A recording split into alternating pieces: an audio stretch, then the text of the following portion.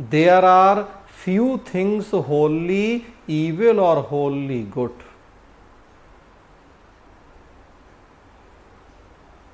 Almost everything, especially of government policy, is an inseparable compound of the two, so that our best judgment of the preponderance between them is continually demanded.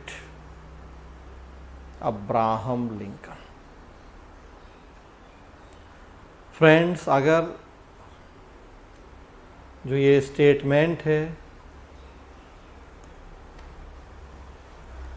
सबसे पहले तो सार समझें और सार ही समझना है, उसी के आधार पे आंसर लिखना है। देखिए आप 150 शब्द में आंसर लिखने के लिए कहा गया है और लगभग 70 शब्द तो प्रश्न में ही लिखे हुए हैं। तो 70 शब्द का प्रश्न है और 150 शब्द में हमें आंसर लिखना है। तो 70 शब्द तो यही होंगे, हूबहू कॉपी नहीं करेंगे, चेंज कर देंगे, और बाकी व्याख्या तो सार। अब समझें इस पूरी बात का। थोड़ा सा फिर हम लोक प्रशासन की तरफ चलें। सीसेट में भी आप पढ़ते हैं डिसीजन मेकिंग या निर्णयन प्रक्रिया, और जो ये पूरा स्टेटमेंट है जुड़ा वहीं से है।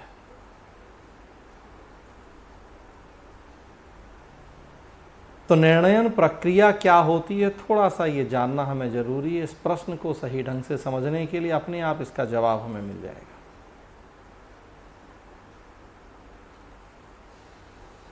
निर्णयन प्रक्रिया का अर्थ होता है किसी समस्या के समाधान के संदर्भ में हमारे पास जो उपलब्ध विकल्प हैं, उन विकल्पों में से हम एक बेहतर विकल्प को चुन लें। कोई समस्या है, समाधान के कौन कौन से विकल्प हैं, उनमें जो एक सबसे बेहतर विकल्प है उस विकल्प को चुन लिया जाए तो उसे हम निर्णयन की संज्ञा देते हैं। पूरी प्रोसेस कहलाती है निर्णयन, और जो विकल्प चुना जाता है वो निर्णय, डिसीजन मेकिंग एंड डिसीजन।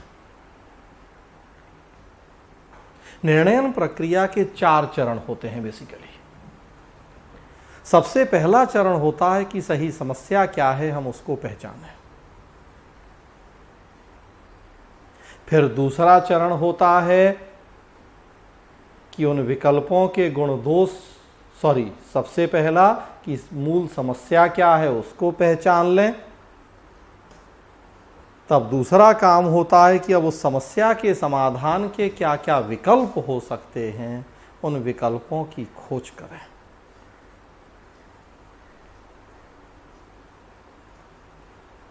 तीसरा चरण होता है उन विकल्पों को हम कंपैरेटिव स्टडी करें, उनके गुण और दोषों का मूल्यांकन करें। विकल्प नंबर 1 के क्या गुण दोष हैं, विकल्प नंबर 2 के, विकल्प नंबर 3 के। वही जैसा भी हमने कहा कि नैतिक दुविधा, तो एक से ज़्यादा विकल्प हैं, अब किसके क्या फायदे नुकसान हैं।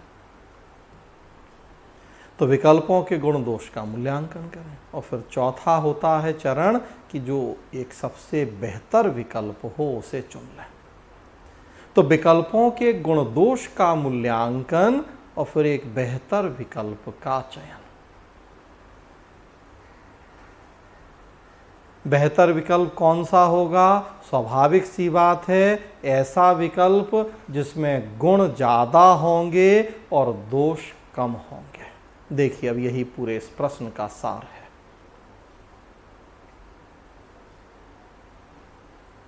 अगर आप प्रश्न कह रहा है किसी भी बात को स्वीकार करने या अस्वीकार करने का निर्धारण करने में सही नियम यह नहीं है कि उसमें कोई बुराई है या नहीं।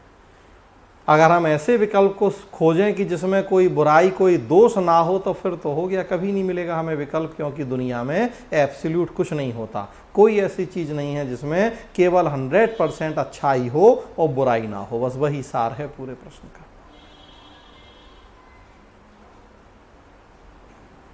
बल्कि हमें देखना ये होता है कि अच्छाई ज़्यादा, बुराई कम। अविच्छेदनीय योग होता है अच्छाई और बुराई का, हर सिक्के के दो पहलू होते हैं। तो बस वही बात यहाँ है कि दुनिया में ऐसा विकल्प कोई नहीं है जिसमें केवल फायदे हो और नुकसान ना हो।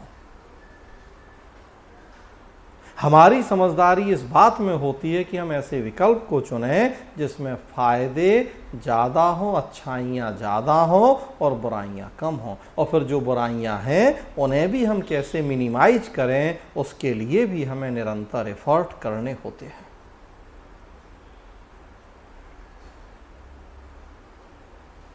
तो जो भी विकल्प हैं, ज़्यादा बेहतर विकल्प को चुना जाए। ज़्यादा बेहतर का मतलब हमने कहा कि ज़्यादा फायदे हों, ज़्यादा अच्छाइयाँ हो, उसे चुन लें। कम बुराइयाँ हो, हम सोचें कि कोई बुराई नहीं हो, तो नहीं हो सकता ऐसा। सामने है कोरोना का दौर चल रहा है, सरकार ने लॉकडाउन कर दिया। अब कई लोग आज 2.5 महीने बाद मूल्यांकन कर रहे हो, कह रहे कि गलत किया। उस समय बताते ही कि गलत की सही, तब तो सबको टेंशन हो रहा था कि अरे भैया बहुत अच्छा किया। आज अब 2.5 महीने में खुद को कुछ नहीं हुआ तो बड़ा किया, अरे सरकार ने तो हमारी रोजी रोटी छीन ली, कि ऐसा कर लिया वैसा कर लिया। जो मर गए उनसे पूछें कि उनके घर वालों से पूछें। तो आज तो बड़ा आसान है मूल्यांकन करना, 2.5 महीने बाद मुंह खोलना कि सरकार ने, मोदी ने जो किया गलत किया, कि जल्दी में कर दिया, कि दुनिया का सबसे कठोर लॉकडाउन कर दिया, कि ऐसा कर दिया, कि वैसा कर दिया। उस समय करते तब पता लगता, तब तो सारे लोग एक सुर में साथ में थे मोदी के। तब तो सबको लग रहा था कि कैसे हमारी जान बच जाए। अब 2.5 महीने में आज भगवान की दया से कुछ नहीं हुआ, क्यों नहीं हुआ ये नहीं सोच रहे, नहीं हुआ तो अब उन्हीं को गालियां देना शुरू कर दें, आलोचना शुरू कर दें कि भैया बहुत कठोर लॉकडाउन कर दिया, कि ऐसा कर दिया, कि वैसा कर दिया। बेरोजगार हो गए लोग, आर्थिक गतिविधियां खत्म हो गई, विकास नेगेटिव रैंकिंग हो रही है मूडीज में, तो ये तो वो, तो आज तो अब बहुत है मुंह खोलने वाले और आलोचना करने वाले।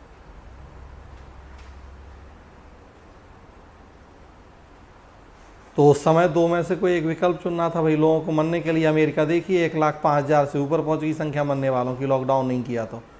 34 करोड़ आबादी, हमारे देश की 1,38 करोड़ आबादी है। सोच के देखें लॉकडाउन नहीं होता तो कब कितने हो गए होते अब तक हमारे यहाँ। केवल 5,000 6,000 हैं अभी मरने वाले, और अमेरिका में 1,06,000। आबादी 4 गुने से ज़्यादा है हमारी उनसे। तो ये नहीं देख रहे कि लॉकडाउन नहीं हुआ होता तब क्या। है दूसरा पक्ष भाई कि प्रवासी मजदूर और ये और वो। तो वही हमने कहा कि अपने आप में एब्सोल्यूट कुछ नहीं होता दुनिया में। सरकार की नीतियां भी कुछ अच्छाइयां होंगी, कुछ बुराइयां होंगी। बस देखना ये होता है कि फिर ज़्यादा अच्छाइयां किस में हैं, कम बुराइयां किस में हैं, और हमें फिर उसी विकल्प को चुन लेना होता है। साथ में फिर ये भी देखना होता है कि जो बुराइयां हैं कैसे हम उन्हें मिनिमाइज कर सकते हैं, कम से कम कर सकते हैं। विकल्प चुनने के बाद, निर्णय लेने के बाद, अब जब हम क्रियान्वयन करते हैं उन निर्णयों का, सरकारी नीतियों का, तो हमें क्रियान्वयन पे फिर देखरेख करनी होती है, उनका सुपरविज़न करना होता है कि क्रियान्वयन भी सही तरीके से हो। आपने खूब अच्छी नीति तो बना ली, खूब अच्छा विकल्प तो चुन लिया जिसमें ज़्यादा फायदे थे, लेकिन अब क्रियान्वयन सही ढंग से नहीं हुआ तो सब खत्म हो जाएगा। तो काम यही नहीं रुकता, अभी और है आगे का काम कि अब क्रियान्वयन की सही ढंग से निगरानी करनी है, देखरेख करनी है, ताकि क्रियान्वयन के मार्ग में कोई रुकावट, कोई बाधा नहीं है। नीति खूब अच्छी बनाई, अब भ्रष्टाचार। सरकार तो खूब लंगर लगा लगा के खाना खिला रही लोगों को, लेकिन अब जरूरतमंद तक पहुंच रहा कि नहीं पहुंच रहा। सरकार तो खूब क्वारंटाइन सेंटर बना रही, फ्री में दुनिया भर की सुविधाएं दे रही, 20 लाख करोड़ का पैकेज घोषित कर दिया, लेकिन अब जरूरतमंद तक सही तरीके से पहुंच रहा कि नहीं पहुंच रहा। तो बहुत सारी अच्छी योजनाएं सरकार की होती हैं, नोटबंदी हो, स्वच्छ भारत हो, कई बार लेकिन रिजल्ट उतने अच्छे नहीं मिल पाते। तो फिर क्रियान्वयन के लेवल पे भी हमें यहाँ काम करने की ज़रूरत होती है, सही तरीके से क्रियान्वयन उस निर्णय का।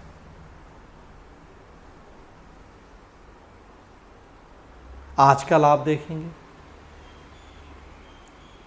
आजकल अब जो विकल्प हम चुनते हैं उनके अच्छे बुरे के मूल्यांकन का एक आधार ये भी होता है कि पर्यावरण हितैषी है वो विकल्प या नहीं। Excuse me.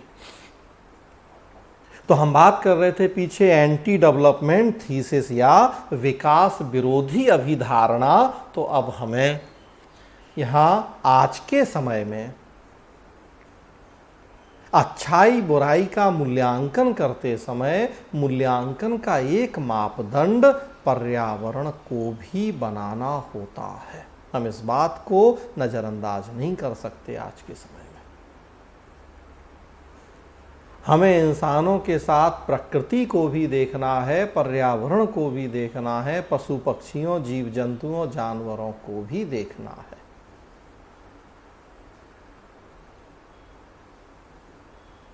क्या हम ऐसा विकास करने जा रहे कि एक पक्ष को फायदा हो रहा है दूसरे पक्ष को हानि? तो ऐसा विकल्प भी आज के समय में बहुत बेहतर विकल्प नहीं कहा जा सकता। तो ये बात भी ध्यान रखना जरूरी है। और तब फिर हम निर्णय लें, विकल्प चुनें, सही ढंग से क्रियान्वयन करें, ऐसा विकल्प हो फायदे ज़्यादा हों, अधिकतम जनता का हित हो, अधिकतम व्यक्तियों का अधिकतम सुख हो, लोक कल्याण हो, तो बस बेहतर है। तो हमेशा याद रखें कि कभी अगर केवल ये खोजने जाएंगे कि इसमें कोई बुराई नहीं, तो कभी नहीं हो पाएगा। होगा हमेशा अच्छाई बुराई का मिश्रण ही, वो दोनों का इनसेपरेबल कंपाउंड होगा, अविच्छेदनीय योग होगा अच्छाई और बुराई का। तो उन्हीं में से चुनना है। तो ये 6 का ए है। 6 का बी। देखिए आज भी नहीं कटा, बड़ी अच्छी बात है। आज तो ये खुश थे या नहीं, इस तरह का कोई मैसेज तो नहीं आया था, लेकिन शायद खुश हैं लग रहा है। तो आज भी कटा नहीं है, कोई बात नहीं। 6 का बी देखिए, 6 का बी।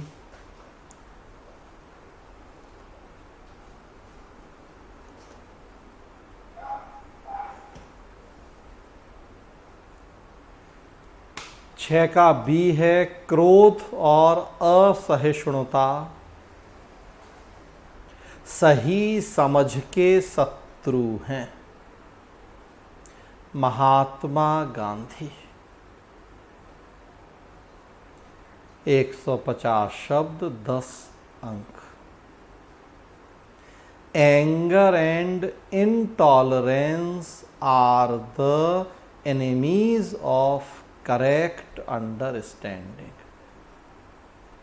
मेरे ख्याल से ये हर आदमी समझ रहा है, इसको मेरे समझाने की जरूरत शायद नहीं है। क्रोध और असहिष्णुता सही समझ के शत्रु, ये एक ऐसी बात है जो हर आदमी अपनी एक सामान्य समझ के बेस पे 150 शब्द तो बोल सकता है, लिख सकता है। एक जनरल सी बात लिखी है जो बचपन से पढ़ते सुनते रहते हैं हम लोग, हर जगह लिखा देखते रहते हैं, व्हाट्सएप पे भी खूब, चिंता चिता के समान है, तो क्रोध से बड़ा दुश्मन कोई नहीं है, तो और क्या क्या। तो बस वही बात यहाँ लिखी हुई है।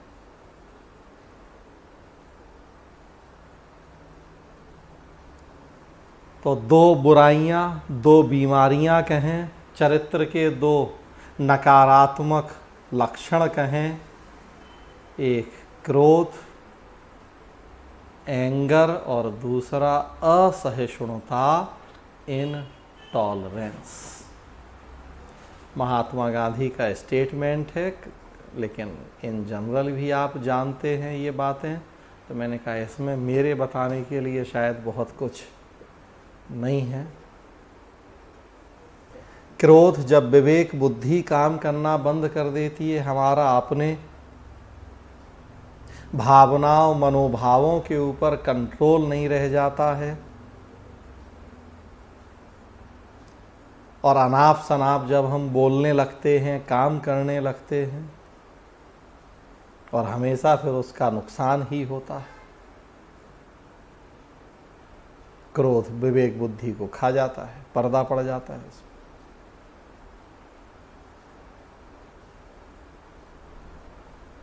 क्रोध अपने आप को भी जलाता है और ज़्यादा तो अपने ही आप को जलाता है और दूसरे को। फिर भाई जब क्रोध होता है तो मन में उसी तरह की भावनाएं, द्वेष, बैर, क्रोध आ रहा तो जिसके ऊपर क्रोध आ रहा उसके साथ ऐसा कर देंगे वैसा कर देंगे, तो गलत बातें ही मन में चलती हैं। कहा ही जाता है कि भाई क्रोध सबसे पहले तो अपने आप को ही कष्ट देता है, क्योंकि भाई अभी क्रोधित हो रहा है आप तो खुद अंदर से खुद तो जल रहे हैं और दूसरे को जलाने का सोच रहे तो सोच तो खुद ही रहे हैं, तो पहले तो अपने आप ही जल रहे तब तो दूसरे को जलाने के लिए।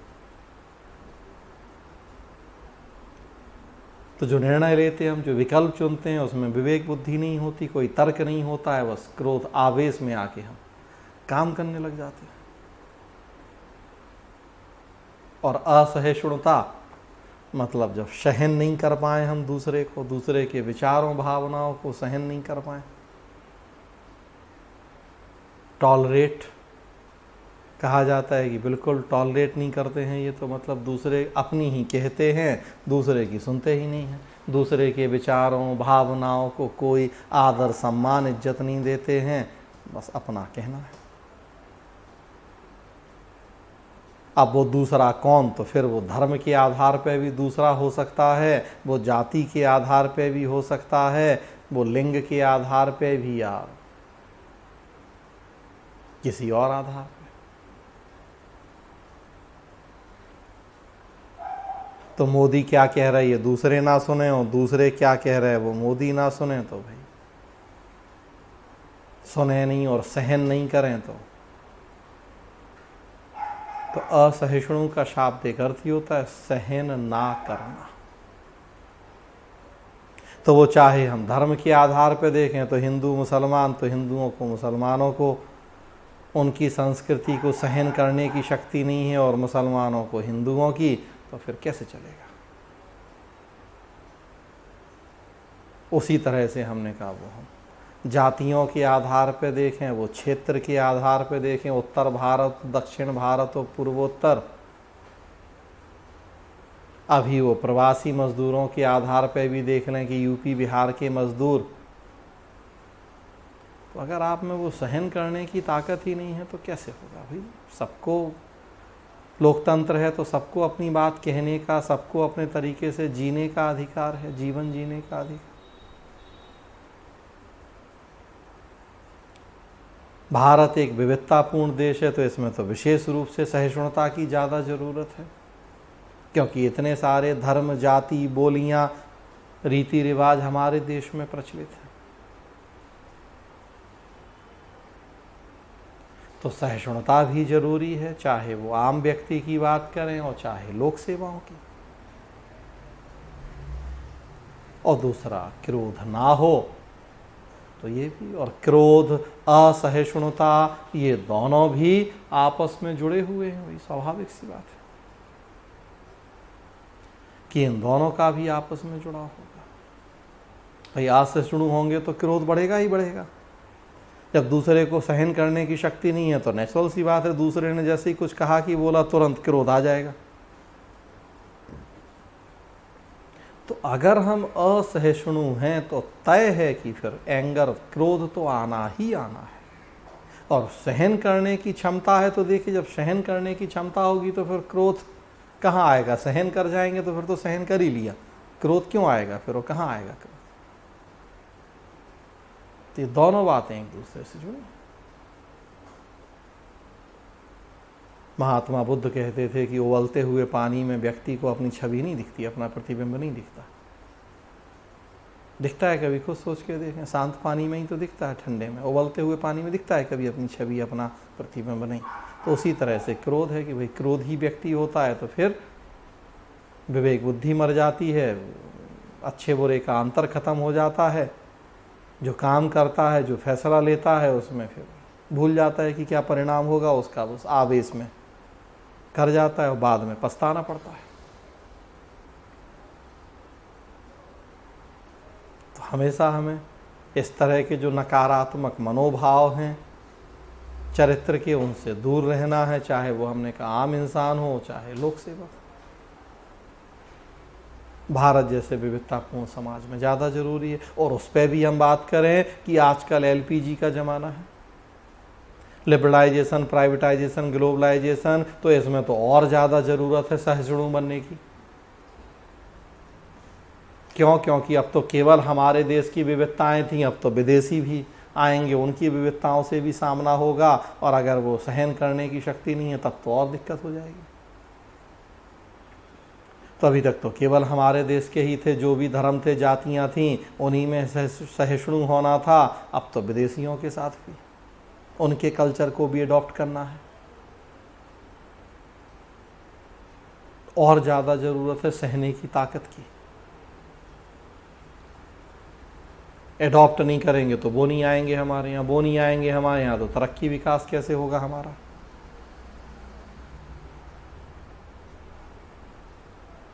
तो ये 6 का भी है कि क्रोध और असहिष्णुता से बचें। ऐसा होगा विवेक बुद्धि काम करना बंद कर देगी, सही फैसले नहीं ले पाएंगे, सही समझ के ऊपर पर्दा पड़ जाएगा, ये उसके शत्रु होंगे।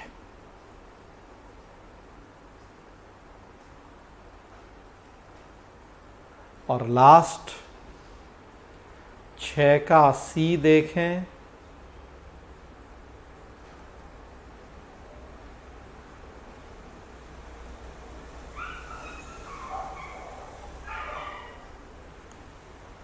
छह का सी है, असत्य भी सत्य का स्थान ले लेता है यदि उसका परिणाम निष्कलंक सार्वजनिक कल्याण हो। तिरक्कुरल। असत्य भी सत्य का स्थान ले लेता है यदि उसका परिणाम निष्कलंक सार्वजनिक कल्याण हो। 150 शब्द 10 अंक। Falsehood takes the place of truth when it results in unblemished common good। तो लास्ट प्रश्न है, और अगर आप लिंक कर पा रहे हैं, जोड़ पा रहे हैं, तो देखिए जो कल हम बात कर रहे थे आपसे साध्य और साधन की पूरकता वाले टॉपिक की, तो सेंस यहां भी फिर वही आ गया है। देखिए आप, कल हम बात कर रहे थे कि अगर हमारा लक्ष्य बेहतर है, साध्य अच्छा है, तो फिर साधन हमने कौन सा चुना ये बहुत मायने नहीं रखता है। लक्ष्य अच्छा है तो कई बार साधन गलत भी हो जाए तो फर्क नहीं पड़ता। अगर कुछ रिश्वत देके भी स्कूल अस्पताल खुल रहा है तो खोलें, ताकि जो गरीब बेसहारा बच्चे हैं उनको मुफ्त में पढ़ा सकें, कि उनका इलाज कर सकें। अगर वहीं हम उस फेर में पड़ जाएंगे कि नहीं रिश्वत नहीं देंगे, तो हो सकता है कि फिर वो स्कूल और अस्पताल ही ना खोल पाए। तो 2 दृष्टिकोण हम देख रहे थे। एक दृष्टिकोण था कि नहीं, गलत साधनों से कभी सही साध्य हो ही नहीं सकते पूरे, बुनियाद ही गलत हो जाएगी, नींव भी गलत होगी तो इमारत कैसे। और दूसरा दृष्टिकोण था कि नहीं, अगर आपका जो लक्ष्य है, जो साध्य है वो बेहतर है, तो कोई बात नहीं, थोड़ा सा ऊंच नीच भी हो, थोड़ा साधन अपवित्र भी हो जाए तो फर्क नहीं, अंत भला तो सब भला, बस वो लक्ष्य सही हो आपका। तो कुछ कुछ वही बात है यहाँ कि अगर परिणाम निष्कलंक सार्वजनिक कल्याण हो, मतलब लक्ष्य बेहतर हो, तो फिर कल हमने कहा कि साधन अपवित्र भी होगा तो चलेगा, और आज बस उसकी जगह लिखा है कि अगर आपको झूठ बोलेंगे तो चलेगा, बस अपवित्र साधन, और यहाँ है असत्य या झूठ। बातें मिलती जुलती। मुद्दा वही है कि सोच अच्छी है, इंटेंशन सही है, लक्ष्य परिणाम अच्छा है, तो उसकी प्राप्ति के जो तरीके होते हैं उनके साथ हम समझौता कर सकते हैं। उनकी पवित्रता अपवित्रता उतना मायने हमारे लिए नहीं रखती है। अगर हम उनकी पवित्रता अपवित्रता के चक्कर में पड़ जाएंगे तो संभव है कि फिर हम एक अपने बेहतर लक्ष्य को प्राप्त ना कर सकें। और बेहतर लक्ष्य क्या, तो वो रोज हम बात कर रहे समावेशी विकास, सबका सुख, सबका कल्याण, सार्वजनिक कल्याण। प्रश्न में लिखा भी है।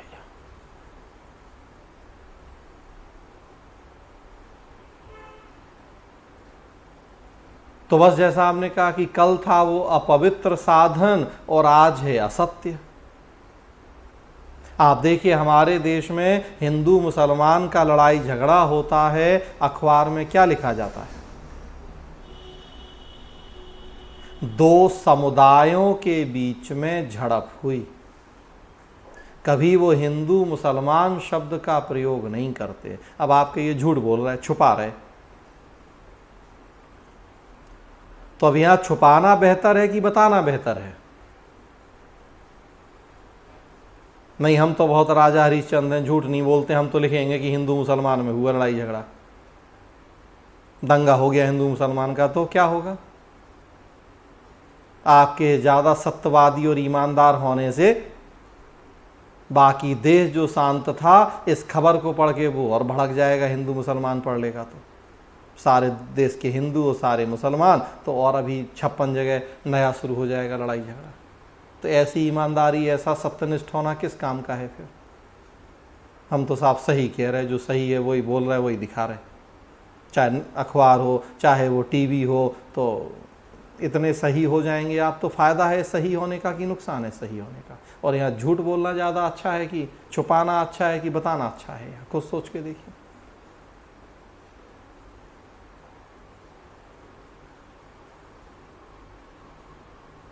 मुंबई पे अटैक हुआ, कसाब क्या क्या कर रहा है अंदर, बड़ा हमारे सत्यवादी हरिश्चंद्र टीवी चैनल लाइव प्रसारण करके दिखा रहे कि ऐसा ऐसा हो रहा है।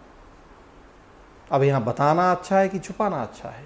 सब बता रहे। पाकिस्तान में बैठे उनकी आका भी वो टीवी पर लाइव प्रसारण देख रहे कि कसाब क्या कर रहा अंदर, और बाकी हमारी पुलिस और सेना क्या कर रही है अंदर, और उसी के अकॉर्डिंग वो कसाब को डायरेक्शन दे रहे कि अच्छा अब ऐसा करो, अब ऐसा करो। तो ऐसी बातों को छुपाना बेहतर होता है कि बताना बेहतर होता है? ऐसे में आपको सही बोलना अच्छा है कि झूठ बोलना अच्छा है? छुपा लेना अच्छा है कुछ बातों को?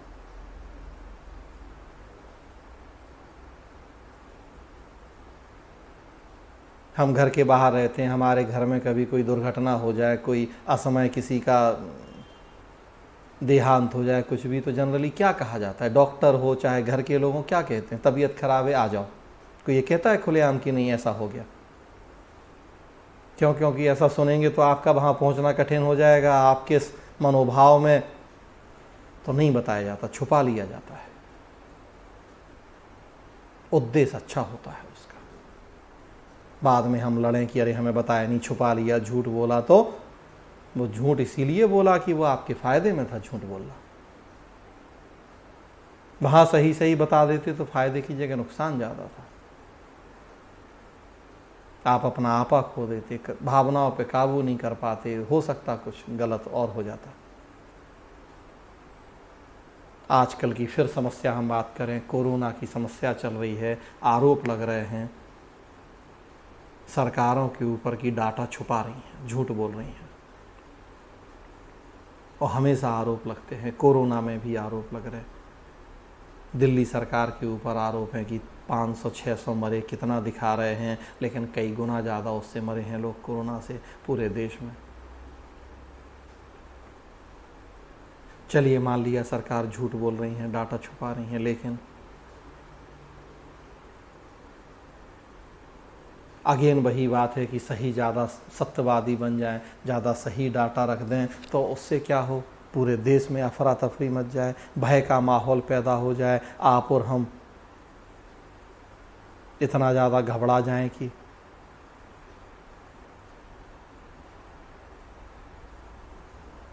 कितना अंदर तक चाइना घुस आया लद्दाख में, लेकिन अब एग्जैक्ट सरकार पोजीशन बताने लगे सारे अखबार में, टीवी में। तो कई बार परिस्थितियां ऐसी होती हैं कि जिसमें सच नहीं झूठ बोलना पड़ता है, और वो झूठ ज़्यादा अच्छा होता है। कई बार छुपाना पड़ता है हमें बताने की जगह, और वो छुपाना ज़्यादा अच्छा होता है बजाय बताने के। बस ध्यान ये रखना है कि लक्ष्य क्या है हमारा, परिणाम क्या। तो अगर सार्वजनिक कल्याण का लक्ष्य है, परिणाम है, तो फिर आप झूठ भी बोलेंगे तो वो झूठ नहीं कहलाएगा, वो सच बन जाएगा। वो आपका वो असत्य सत्य से ज़्यादा अच्छा हो जाएगा, वो सत्य का स्थान ले लेगा वो। तो हमेशा ऐसी स्थिति में फिर आप देखिए, देश का मुखिया कभी बीमार हो जाता है, तबीयत खराब हो जाती है। उत्तर कोरिया के शासक अभी ऑपरेशन हुआ और कितनी चर्चाएं शुरू हो गई कि लग रहा कि मर गए।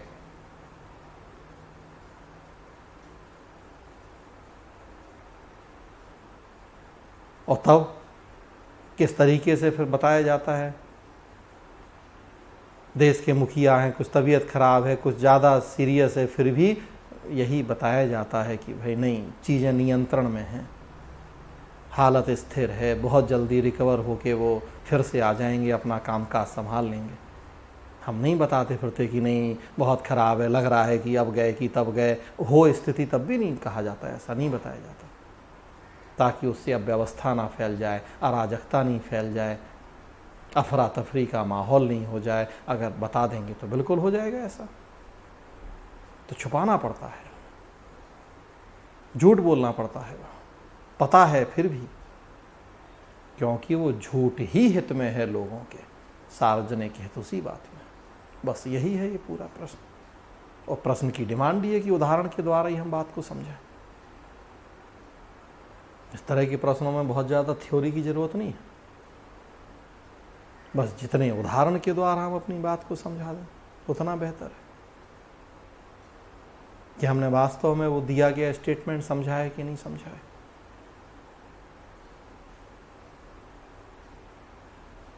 तो ये फ्रेंड्स 2018 का पेपर था।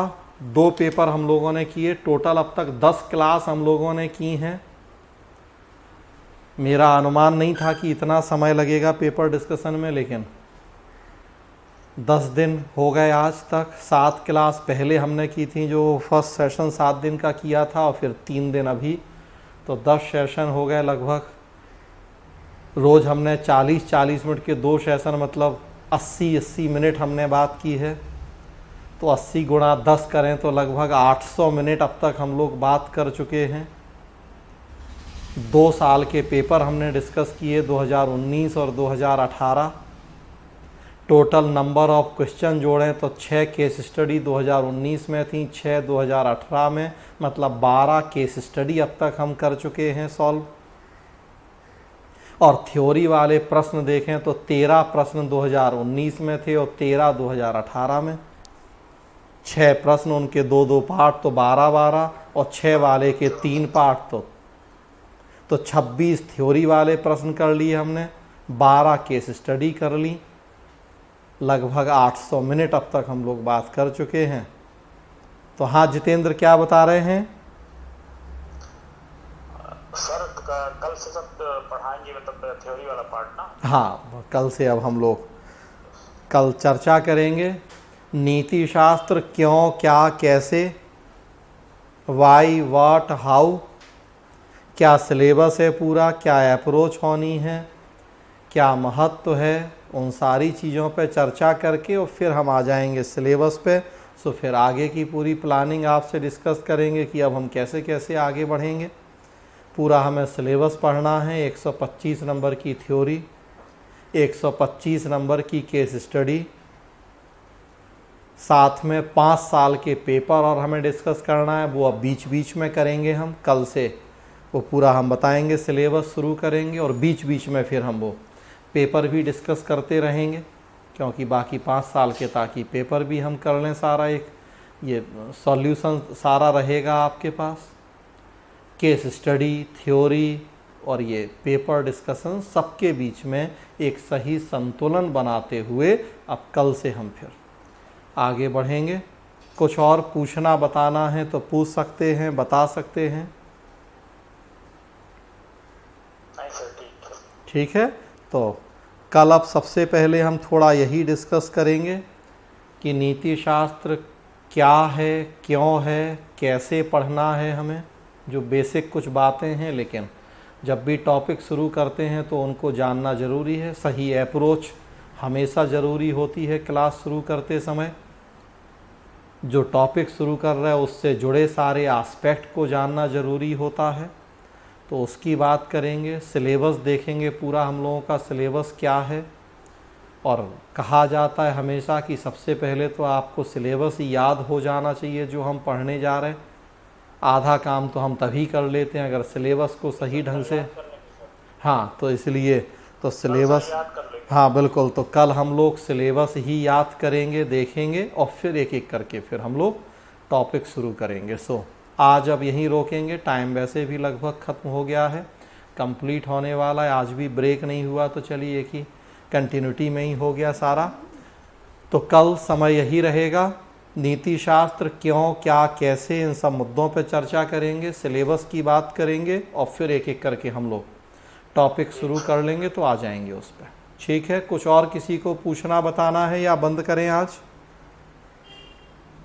सर ये कह रहे हैं कि जब कल सर पढ़ाना शुरू कर दीजिएगा थ्योरिटिकल पार्ट, हेलो, हाँ तो हाँ सर बताएं। उसके साथ जो लोक प्रशासन से टॉपिक मैच करते होंगे सर, उसमें बीच हाँ वो ज़रूर बताएंगे ही, वो तो हम बताएंगे, बिल्कुल वो तो बताएंगे ही। इसीलिए तो हमने कहा है कि दार्शनिक नहीं, प्रशासनिक दृष्टिकोण। तो ये तो अभी भी आप देखिए कि हमने 2 साल के पेपर डिस्कस किए, तो हमेशा हमने आपको बताया कि भाई ये टॉपिक कहाँ से कैसे लिंक करना है लोक प्रशासन से। तो वो जो लोक प्रशासन के आप लोग स्टूडेंट हैं उन्हें तो जानना ही है, जो लोक प्रशासन के नहीं है, जैसे संतोष सोशियोलॉजी, तो उन्हें भी जानना है, क्योंकि दृष्टिकोण हमेशा हमें प्रशासनिक ही रखना है इस 4th पेपर में। जब तक एडमिनिस्ट्रेटिव अप्रोच नहीं होगी तब तक हमारा आंसर सही, तो वो तो हम बिल्कुल बताएंगे ही आपको हम, कि लोक प्रशासन के कौन से टॉपिक से कहाँ से हमें चीज़ें कैसे जोड़नी हैं, कैसे जुड़ी हुई हैं, वो तो चर्चा होगी ही उसकी। ठीक है, चलिए और कुछ? गुरप्रीत, संतोष, प्रतीक, अंजलि, पूजा, आप लोगों को कुछ और पूछना बताना है? पूजा है, कौन है ये? SYW4848Z पूजा है, तो अपने नाम के साथ जुड़िए। हाँ, तो पूजा अपने नाम के साथ जुड़िए। ये मोबाइल का नंबर है, मॉडल नंबर या जो भी, उसकी जगह अपना नाम। ठीक है, तो चलिए फिर आज की क्लास बंद करें। चलिए कल फिर आगे बढ़ेंगे, समय यही रहेगा। कल का टॉपिक मैंने बताया, नीति शास्त्र क्यों, क्या, कैसे, इस सारी अप्रोचेस पे चर्चा करेंगे, और फिर उसके बाद हम आ जाएंगे अपने एक एक टॉपिक पे, तो उनको लेके फिर आगे बढ़ेंगे। चलिए, तो आज फिर बंद कर रहे हैं। तो सारे लोग अपना ख्याल रखिए, पढ़िए। कल हम लोग फिर मिलेंगे 1:15 पे। चल।